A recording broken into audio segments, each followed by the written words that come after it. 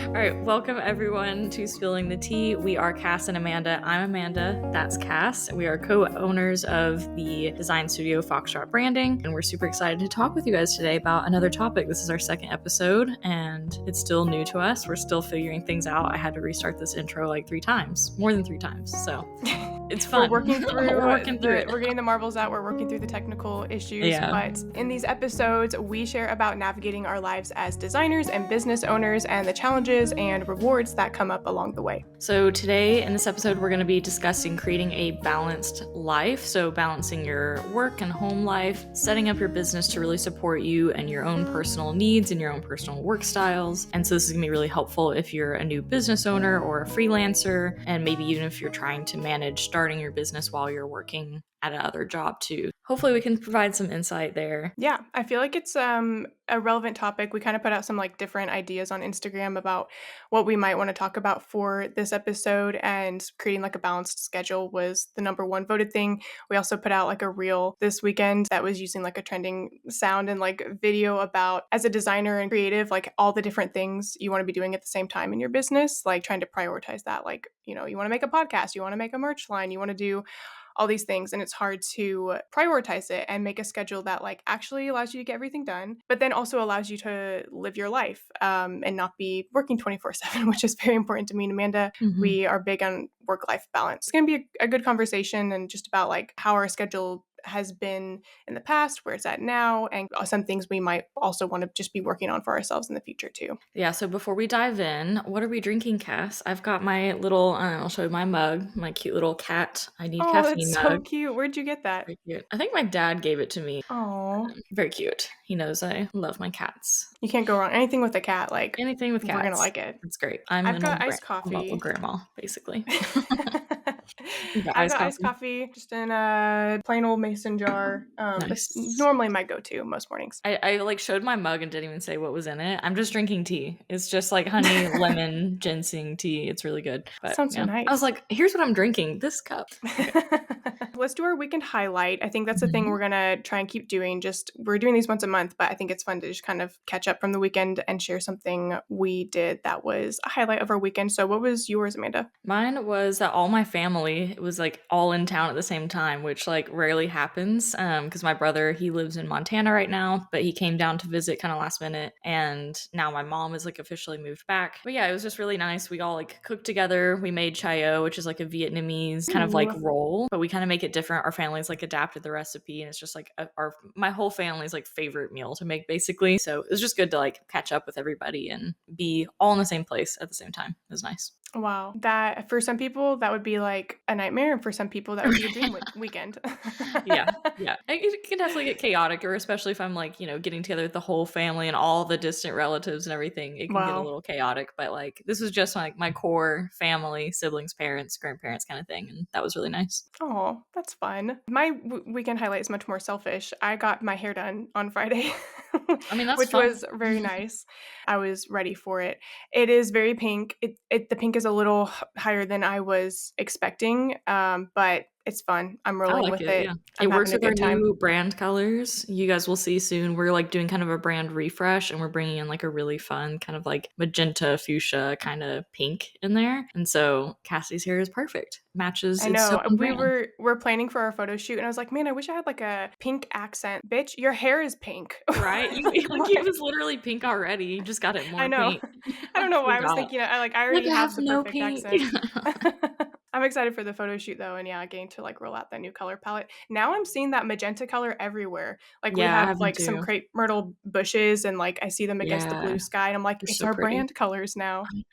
I love it. That's kind of what I was inspired by when I was trying to like rethink our brand refresh and the colors. Like I kept just like looking all the flowers like around here in Tennessee. And then when I went on a trip this spring to Colorado, it was like all those beautiful spring mountain flowers just had such vibrant like hues to them. And I was like, I want this like breath of fresh air kind of feeling, like all the mountain flowers, the vibrancy of that. I was like, I want to bring that kind of like vibrancy and energy to Foxtrot. So that's kind of where I was like pulling those colors from initially. So I'm very excited for us to like get that refreshed done soon. I do feel like we've like turned up the saturation and the vibrancy. Yeah. Because I think when we started, everything was a little more muted. And I think that was kind of like more of the vibe back then, you know, but now it's like, I love all the energetic colors, and that's more in line with like the type of client work that we do for our clients. So I think it fits really well. But yeah, so let's dive in then to our topic today. We're going to be talking about just how do we actually manage our schedules. And I think that's like so hard as business owners, especially. I very much struggle with this just because, like, your whole life you grow up and you have a lot of structure, and then all of a sudden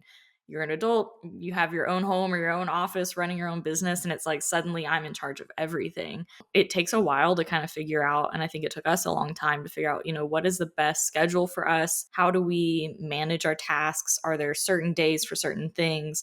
So we'll kind of like talk about this, like how do we focus our time and energy so that we can be the most productive at work, but also really enjoy the work that we do so we can enjoy our lives and not feel like burnt out and just be the Mhm. most efficient that we can be. Yeah, and ultimately, like, we wanna have a balanced schedule, I think, so that we can have, like, that mental peace of mind. For me, like, I don't wanna be feeling like at the end of the day that I didn't get everything I needed to done, or feeling like my work is carrying into the weekend. For me, it's really important to be able to, as much as possible, like, have that disconnect, and for me, I get that mental peace when I feel like I accomplished what I needed to. So it's almost about tricking my brain or having these structures that tell my brain, like, "You started it, you did it, and now you're done," so that you can Mhm. fully relax for the night or for the weekend. Yeah, and I think something we especially struggled with too at the start was finding like pockets of time where we could have uninterrupted work time. So like like get into that deep work, they call it. I think in the past we were taking client calls just like anytime, any day, and we didn't really have structure to how we spent our work day. It was just kind of like, here's all the calls and all the tasks, and let's just see how much you can get done each day. There was like no organization to it,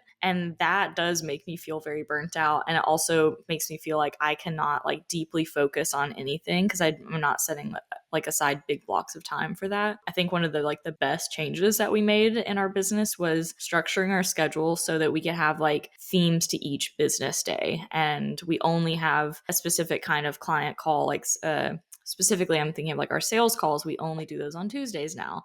That was like a game changer, I think, because suddenly, like, okay, now I don't have to worry about getting myself ready to go. I don't have to do my whole like makeup and outfit every single day if I don't want to, and I don't have to be ready to like stop what I'm doing for another client just to hop on another call every day. It gets so exhausting, and when we were in our, like, first year, and also I think into the second one, we were co-working together, and I think, like, your physical space really affects your ability to focus and create a schedule that really helps you accomplish as much as possible. So that was an interesting time when we were, like, physically together every day, because now we're fully remote, and we didn't even, like, make the decision really to go fully remote. We did that when COVID happened, so that we were kind of forced to do that. But that was an interesting evolution for our business, because when we were co-working together, our business, like, wasn't fully at the level of, okay, we have to be prioritizing our work sessions or else we're really going to fall behind. It Mhm. was like we were still building up our clientele, and we were just like figuring it out. And I feel like most businesses probably go through that at the beginning, where you're just like starting to get busier, but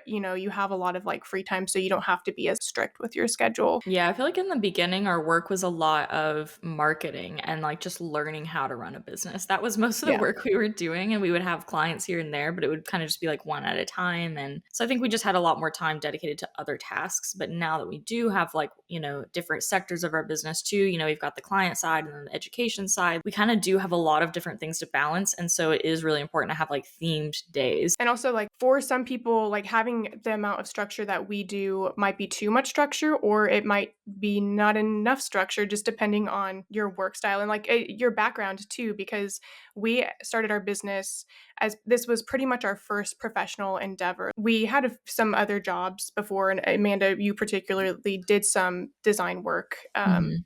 mostly contract. But I say that because, like, we didn't really come from like a corporate background or having really worked for any other employer, like as a full-time employee. So when we were entering or starting our design business, we were like just figuring out for ourselves, like, what does like a big girl job look like? Well, I guess we get to define it for ourselves. So if you're someone coming from a corporate job or having been a full-time employee, your transition into freelancer, being a business owner, might look a little bit different too. But Amanda, what do you feel like your preferred work style is? Yeah, I think I like to have big, like I said, big blocks of time to do deep work if it's like creative work, which is a lot of what I do is like the brand designer. So I feel like I need, big chunks of time for client work. I'm kind of a sporadic worker too, and I kind of have to like do certain tasks depending on my energy levels. And then I've also kind of like Cassidy recently, you've kind of been exploring like, do I have ADHD? You got a diagnosis. I've been exploring that too. And I talked to my doctor, and I didn't get an official diagnosis just because it's like to get that on paper, I think costs like a couple $1,000s or whatever. But they were essentially like, yeah, based on your answers on this questionnaire, like, yes, and we can help you get on medication. So that's something I'm exploring now, which is super helpful. And or I hope it will be helpful. So something with that for me is like, I don't always have the exact same energy levels or interest in certain tasks at any point in the day. So I kind of will have like my to-do list for each day. I try to keep it to like 3 to 5 things, just depending on the complexity of the tasks. And then I try my hardest to like organize them in priority or by energy level. So I like to do like the very like low energy, very easy, quick tasks first, because that kind of gives me like the dopamine hit of like checking those off my list. And then like mid-afternoon is when I can have more creative energy. My brain is more awake. That's when I can do like the deeper client work. So that's kind of how things work for me personally on like a day-to-day level. How What do about you you? feel about like setting structure for yourself, like a self-employed person? Like how does that work with It's your hard, personality? honestly.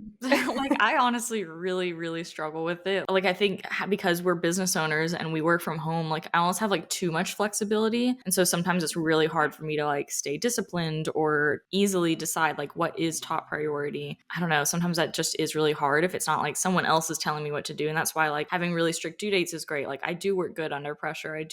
That's why I love our VIP day service, because like I Mhm. like the time crunch, because that motivates me to work harder and stay more focused. Yeah, I think it's just I kind of like work in bursts and I work a little sporadically. I have to arrange my energy levels and arrange my tasks, but yeah, so it's a Yeah, I little feel like that's chaotic. I super wish I normal. was more organized, but I mean, I do feel like it's organized on the outside, but on the inside it still feels like a struggle though.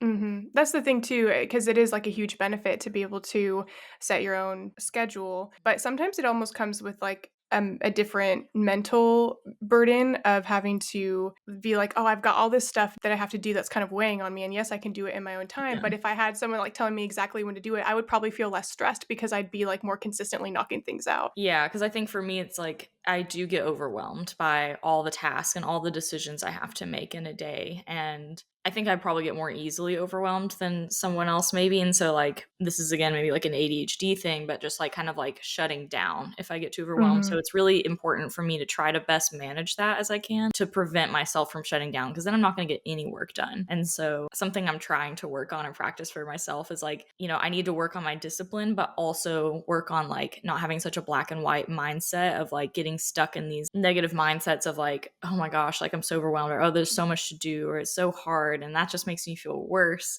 So then I shut down and don't do the tasks. So trying to remind myself that like, you can do this. Let's just do this one easy task first. Let's try to like knock these out. Like, you can do it. Like, trying to walk myself through things. And it is exhausting. Like, to be honest, I love owning my own business. And like, I don't really know if I ever see myself like working for someone else again. I feel like I'll probably always choose this kind of lifestyle of like working for myself, because I do love the flexibility and freedom, but there are just like those other hard parts that come with it of just like, you have to be more disciplined, you do have to make more decisions, and that can be a little more tiring for sure. Totally. And I'm sure that's super relatable to most freelancers and And that's not for entrepreneurs. everyone. Not everyone likes that. No.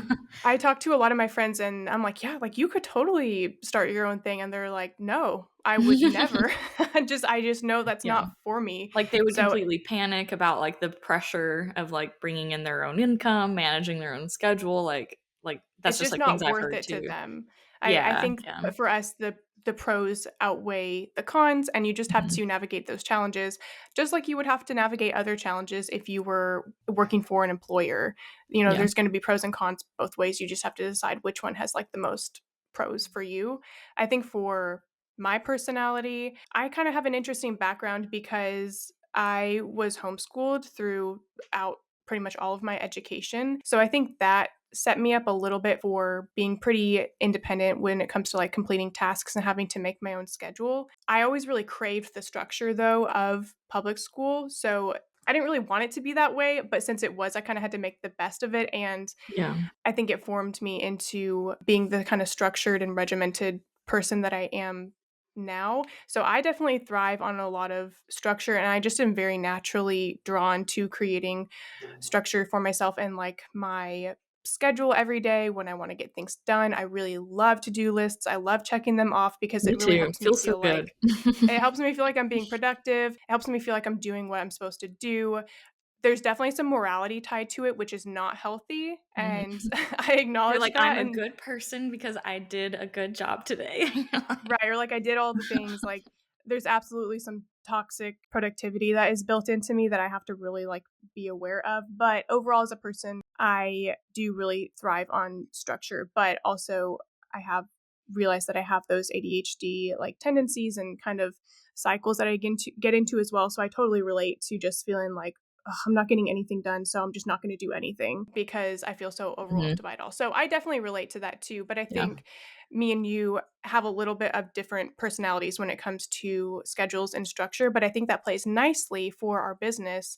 And that's really a big pro of having a partnership because it would be so much harder to be a solopreneur like the majority of designers that we're friends with, Mhm. because you don't have anyone to really report to or like have that accountability with. Yeah. So I do appreciate having a partnership in that way. Yeah, I really think it takes like a certain kind of personality to want to even be a freelancer or business owner. I think you do have to be someone like you said, like you grew up like with a lot of like independence, and I think it's important to have like independence, self motivation. Definitely have to have kind of like a drive for success, you know. And I think that's always been a big driver for me. Like I really like having goals and trying to work towards them, and that makes me feel really good, you know, like knowing that I achieved something big that I was working towards. And as our business has evolved, we've definitely experimented with our schedule. We've changed as people and our lifestyles have changed. Like I said, we ended up going fully remote. So that really changed things for us, like not being in person every day. I think we actually got a lot more productive once Mhm. we Well, especially went because we remote. were in, like, a co-working space, but we didn't have, like, a private office, so we're, like, at this long, like, dinner table looking thing, you know, with, like it's a community space, and so there's always people talking or they always wanna talk to you, which is, like, super fun and great, but then you're getting distracted, like, a ton throughout the day, so it is kinda And we would nice to just have, like, also our own spaces now. Yeah, and we would also, like, talk to each other so much, be like, Mhm. "Hey, did you answer this email? Hey, should we check in on this?" And so we would not Yeah. get any, like, extended focus time. It's very Mhm. hard because we were just right next to each other. So Yeah, once we and I went think we were remote. maybe a little more insecure then too, because we had, like, just started, so I think, like, we were always just like, "Hey, how do we answer this email?" Or, "What's our voice?" Like, we would Sure. it felt like we had to do, like, almost all the tasks at the start. We did them all together, so we can kind of, like, create that baseline of, like, how do we function as Which was Foxtrot, as a important, I think, unit, for you us know? to do that, like, in Mhm. person and to have that in-person connection Yeah. so that we could build that trust with each other and, like, figure out how we wanted to blend ourselves into a single business. I think that was important to have that time, and then we went remote, and I think we had that, like, strong enough relationship to be able to now we just communicate over Slack. We'll have a meeting or 2 every week with the both of us, and we're in constant communication, so it doesn't like, people would be like, "How is that now the demand has moved or now that you're fully remote? Like, Mhm. how are you guys doing it?" I'm like, "It's normal." Like, I It don't know, doesn't it really just feel it any different to me. I'm like, "I yeah. don't know. This is my everyday life." Like, I talk to Cassie every day. I'm like, "I don't know. It's just part of it." Yeah, and then now we are able to more easily that we're not, like, in the same office, set those boundaries of, like, I'm gonna check notifications in a bit and, like, work on this one thing that I need to, or we're gonna have a specific meeting about this. Like, we were just forced to get more structured about it, and I think we once we did that, we realized kind of some things that were important to us in a business schedule. For example, having those specific days for certain meetings, or, like, with projects, having certain project meetings or check-ins at certain points. And those things like changed and evolved, but with our last kind of like year end or year beginning planning meeting, we set some new days for certain types of meetings we want to have, and I think it's working really well if we kind of want to talk Mhm. about like what our Monday through Friday schedule looks like. Yeah, yeah, I think that'd be helpful. And I think especially when we talk about like meetings that we have with each other, I think you guys listening, you can still apply that to yourself. I think especially if you are a solo entrepreneur, it probably is going to be helpful for you to like set a meeting, like a team meeting with yourself. You're like, "Okay, well, I'm the designer and the the art director and the social media manager, but kind of have a meeting with yourself so you can sit down and like say in this block of time, this is like I'm going to do this task." So that's kind of how you can apply some of these things that we're going to talk about, how we set things up for meetings with each other at least. So yeah, yeah, kind of thinking about like our Monday through Friday, what that looks like. On Mondays, those are our days where we always do like a check-in call in the morning, first thing. So we'll kind of just look at our schedule for the week, see what we're both up to. If we have any questions for each other or things we haven't tackled from last week, we'll just kind of wrap all that up. And then the rest of the day is just like getting business tasks done and maybe some client work, but it's not usually like deep creative client work, at least for on my end. And then we will have our kickoff calls or our strategy calls with clients if we're starting a client project Mhm. that week. We'll have that on the Monday afternoon. So, like in the morning, I'm usually just kind of like getting my bearings, and then we'll have that meeting with the client. But we typically don't do any work from that meeting until like the next day. We'll kind of just like take all of our notes, gather all the information, basically kick off the project, and then start on the actual behind the scenes client work of it a little bit later in the week. Editing cast just popping in here to say in this next part, when we're talking about calls on Tuesdays, we're specifically talking about sales calls. So then our Tuesdays, those are our like call days where we'll still we do try to keep all calls to like the late afternoons too, because that's just what we decided works best for us.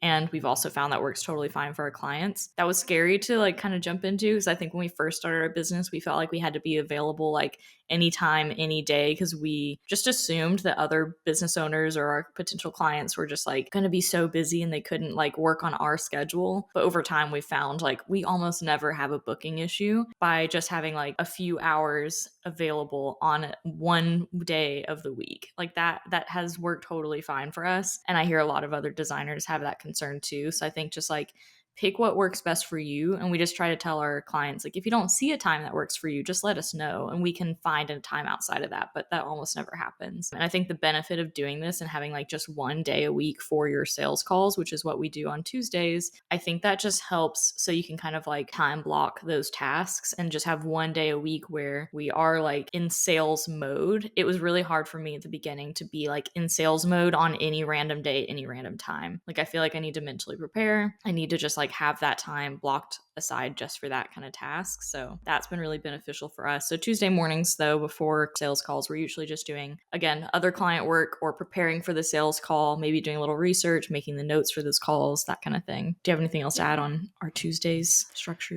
No, I just think it's nice to keep it to a single day too for like project management sake and like Mm-hmm. sending proposals. Like we're really trying to get more structured with that part of our project management and hopefully bring someone on to help with that. So I think having those all on a certain day so that you can send out proposals on a certain day, and then that flows into Wednesdays, which are our VIP days. If we have a VIP day, we don't have one every Wednesday, but we'll usually have a couple each month. So if we do have a VIP day, that's all day long. If we don't, we are just doing client work on Wednesdays. And then on Thursdays, we do have Thursday afternoons reserved right now for some different types of calls for some smaller services that are more just like session based rather than being a full project timeline, that are truly just like an hour and a half call. We're working on kind of filling those up, but that's kind of what our Thursday afternoons are reserved for right now. And I would say sometimes on Thursdays, we also do, if we're doing like a full project, so not like a 2 week intensive or VIP day, but if it's like a full length project, Thursdays are also our dedicated day for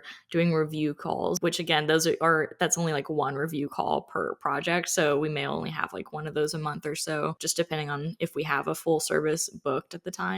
Mm-hmm. But that's also a good like time slot for that. Those are more rare now, which is kind of nice. Like, it's nice to have a call slot open, but a lot of times we don't end up even filling it, which is kind of like a relief. When I look at the schedule, I'm like, oh, I don't have any calls Yeah, today. I'm So always like Thursdays, happy if I don't have yeah, calls. I'm like, great. it's nice. It helps you kind of plan around your day and just take the pressure Hmm. off of that day and feel like you don't have to fully get ready, or you could go out to a coffee shop and Hmm. work and feel like you have more flexibility within, like, the schedule brings more flexibility, which sounds like an oxymoron, but But it it's how it's does, worked yeah. out for us. And then so Fridays, sometimes depending on the week or what we've got going on, we'll try to do like a check-in call in the morning.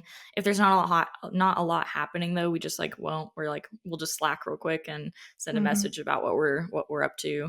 We do also try to take Fridays like half days off, and that is so nice to have kind of like a extra long weekend as often as we can. So most of the time we're trying to get all of our work done like Monday through Thursday. Do a call on Friday, maybe a few little tasks tasks and then check out for the day if we can. And most of the time that works really well for us. I would say we Mhm. do get most of our work done during the week outside of that, which is so nice. And I think like I'm sure there's going to be like designers out there who are like, "What? How in the world do you do that? How do you manage to do that?" I think just having the good time management, which is still a struggle. It's not something that I say is easy, but good time management and like prioritizing your tasks every day and just not overworking yourself. I think there are a lot of designers who overwork themselves a lot. And I think there's a lot of things that we've done over the years to really streamline our processes and to raise our rates so that we don't have to overwork ourselves to make the same amount of money that we do now. And so I am really proud of us for that and like how we've been able to like build our prices up, build our confidence, really streamline our services. And so like now we can have like a pretty chill work-life balance. Like it does get stressful sometimes because running a business I don't think is ever going to be totally peaceful. But I think we've really afforded like a very nice life for ourselves the way that we've set up our business, and that just feels so rewarding. It ebbs and it flows for sure. Mhm. There will be certain times throughout the year where we'll have a launch of something, or there'll be something that requires extra work that we don't take the half day Friday. And sometimes we'll need to like pull a weekend day to work on it. Or if there's a client project that we just like really want to take, sometimes we will opt into that extra work. Or if we wanted to like Mhm. boost our income, sometimes there's things we'll opt into like that. Mhm. But for the most part, it is really, really important for us to have that really balanced weekly schedule. So we have done things to prioritize it and tried to work through some like transitions to get there too, because to do that, we've had to, yes, update our pricing and raise our rates in some areas, but also accommodate like the economy and what people are willing to pay for things, and how even like people's perception and what they want out of like courses and educational resources. We've had to like transition a lot of things, and that's not always easy to like figure out how to make that work, or how to update your services, or how to start doing VIP days, or offering these shorter timelines so that you can continue to make the income you want, but not necessarily be in like a bunch of 8-week timelines, because that can be exhausting. Yeah, I think over time we've just kind of like figured out a really nice flow of our weekly schedule because like we have all these puzzle pieces, right? It's like we've got like the different service structures. And so all of those are different size puzzle pieces. And then we have all our, our education side and calls and things that we do there if we're doing like live coaching. And so it's just like figuring out how to fit all these puzzle pieces together. And that was like, that broke our brains at the start of our business. I remember we have this photo. I think this might be in pro design business, but we had that image of that big huge piece of paper that where we were like trying to like draw out our client timelines because we had like all these clients booked, which was awesome because we had all this work, but it was like none of it was making sense. We didn't have like a really good concise project workflow for those, and so it was just such a mess. Yeah, it was like, how do we overlap all these timelines? How many clients can we work with at one time? And that wasn't even taking into consideration like other types of resources or products we'd want to make. I was just trying to figure out like how to fit all the clients in. So it does feel really hard to like work through those things. And just when you feel like you like have a good thing going, a lot of times you'll be like, I have an idea for a new service, or actually I kind of want to like change the format of this thing, and that will kind of Mhm. make you have to rethink it all. So I think that's one of the like unique things that comes with being an entrepreneur, of like you're constantly having to do so much mental work to think through the puzzle pieces of your offerings to make sure they make sense, they stack well, and ultimately for us, like they're going to allow us to keep the schedule that we want. Like I think you really do have to fight for the schedule that you want, and you have to prioritize what's most important to you. And for some designers, it might be like making the most amount of money, or like getting to a certain income goal. And if that's like going to be your number one, that's probably going to put you in a place where you are overworking yourself and you don't have a lot of work life balance. But if your priority is going to be getting your schedule to where you want it to be and being able to take a lot of time off, you might drop your income goal a little bit to be able to do that. Because I think like if our main goal was to make like a certain amount of money and we didn't really care about like when we clocked out of work, or how we got to take like a half Friday or the vacations, like we would probably be taking on like a lot more Well, and I think projects we and did like in the past because I mean, if you remember, like when COVID hit, I mean, I remember I just worked all the time because there's yeah. nothing else to do, and I also think like I have way less energy nowadays than I did just a few years ago. Like I think the older I get, the more I'm like, no, I'd rather like go live my life instead of like sit on my computer all day. Like so now I Yeah. value more work life balance. But those were kind of weird years, with COVID going on, and we were younger. I think we had more energy. It was also the start of our business still. I think we were only like maybe 2 years in. So it still felt like we had a lot of like energy to just like really put into our business. And so we were working like a lot. And And it wasn't even like a we did get a conscious little more burnt decision out.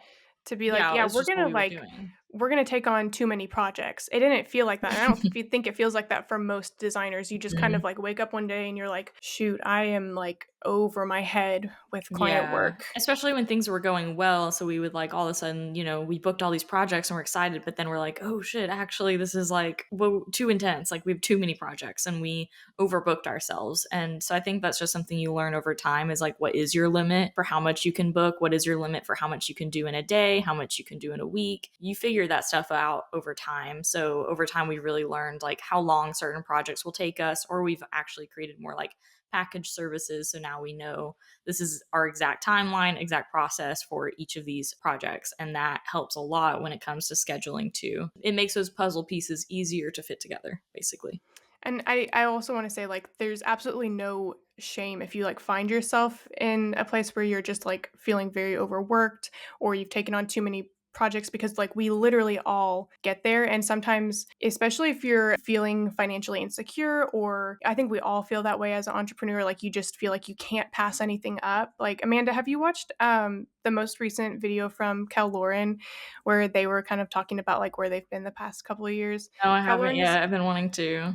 they're a graphic designer, and they basically were just talking about how they got to a point where they were extremely overworked because they felt like they just could not say no to anything. I just want to like make sure I say like that is a place where so many of us find ourselves. I'm not being like, "Oh yeah, we don't do that." Like we did Yeah. used to do that, and like sometimes you get to a place where you're feeling like you have a great balance and then you kind of fall back into being overworked again and you have to like pull yourself out and be like, okay, let me restructure my schedule now for where I'm at in this part of my life and how the business is going here so that I can make sure I find balance again. It really does ebb and flow.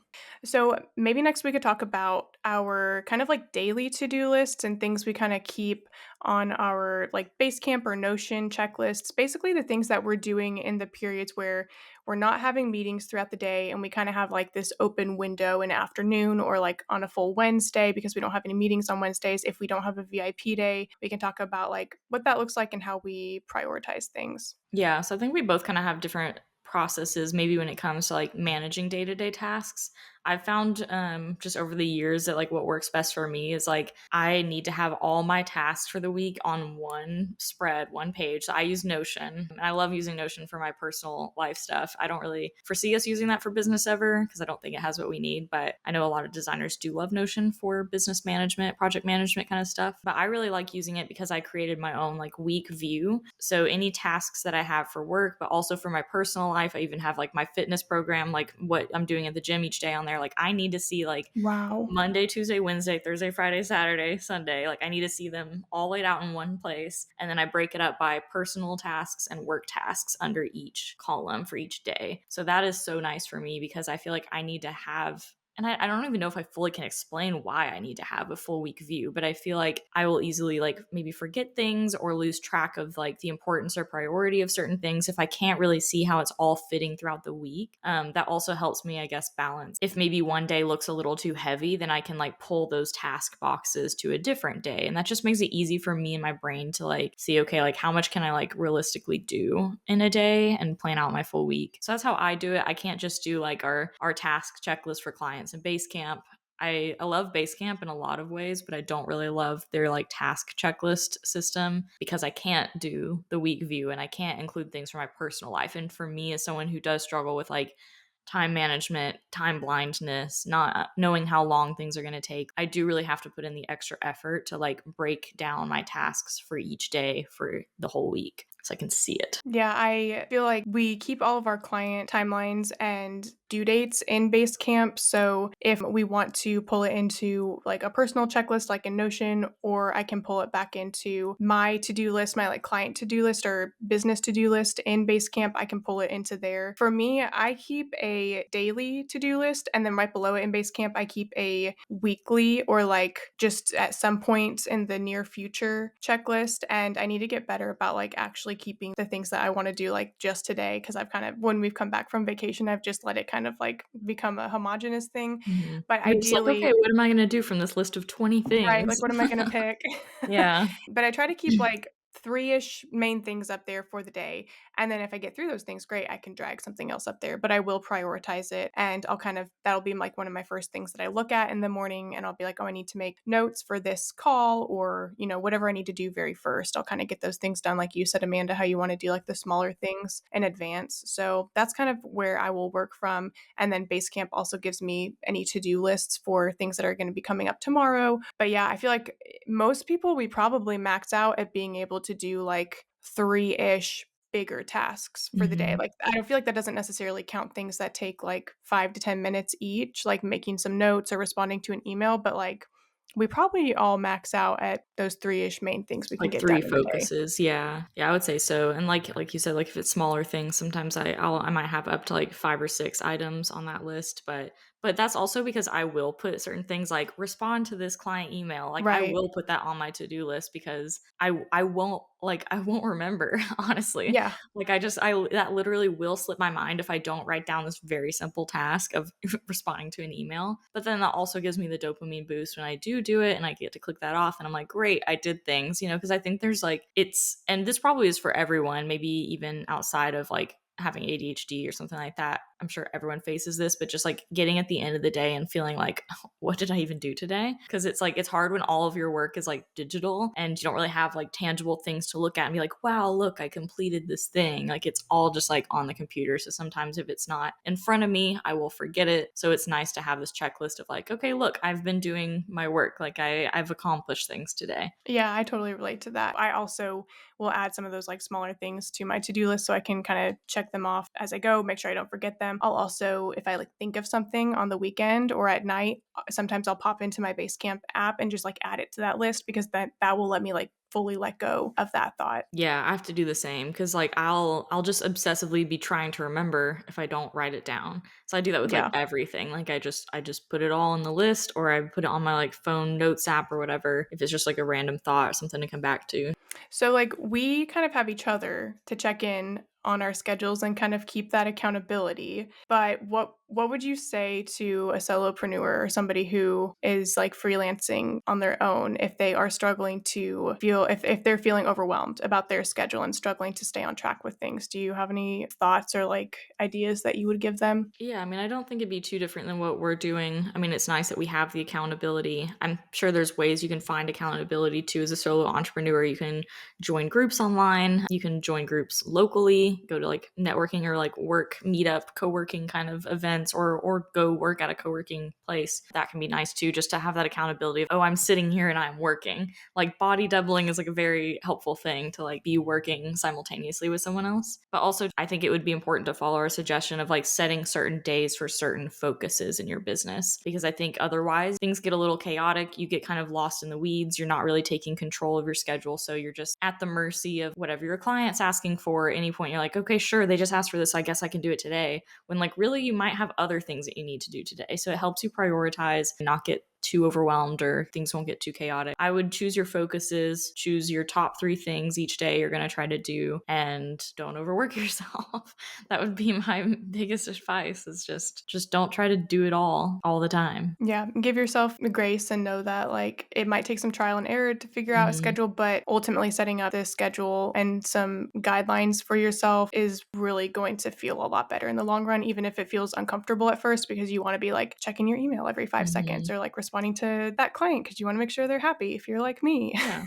So maybe just having like one day, it's like, okay, this day is my sales call day. This day is my like business owner CEO day. Like this is where I'm doing tasks for my business and my growth. Maybe you have one day that's like social media content creation or batching, that kind of thing. That's something I'm still trying to figure out, like what day would work good for me, because I currently do not have a good process for like creating social content. Like I need like a day. Yeah, so just like picking these days. Maybe one day you're like, like, okay, every Friday I go to the coffee shop, and that's like a fun thing for me, like to round out my week and go to a coffee shop and work on a few admin tasks. Just make it fun for yourself and make it easy for yourself. Yeah, give yourself those little like things to look forward to in the week. I think Hmm. that's really important. Like I really look forward to our half Fridays off, Hmm. and if I can't take it, which like happens sometimes, I'm like I feel like Sad. deprived of it. Yeah.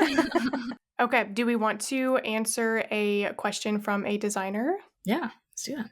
Okay, so we have a question from a designer. They sent this in on Instagram. So you can follow us on Instagram at Foxtrot Branding if you haven't already, because we'll try to post question boxes every month before we record these. So you can ask whatever's on your mind. But one designer, Olivia, asked about payment plans. They said they can be really hard for a designer because the money is so spread out. So how do you guys manage payment plans? What would you say, Cass, about like how we've kind of structured that to best support our business? Yeah, to preface, I feel like different designers are going to do it differently, but for us, it is important that we have the full payment before we send over final delivery of files or designs. I think some designers might do more extended payment plans, but we have just decided we don't really want to risk that. So we don't do extended payment plans. However, we do break the full project cost into a few different payments, typically 2 to up to 4, depending on how big the project cost is and how far out the client is booking. For our projects that are VIP days or 2-week intensives, those are typically 10K and under. So we will break those into 2 payments. The first one is always going to be their deposit, which is non-refundable to book their project. That compensates you because you need to have a deposit because you're taking on that work. You're saying no to other work for that time period. So that has to be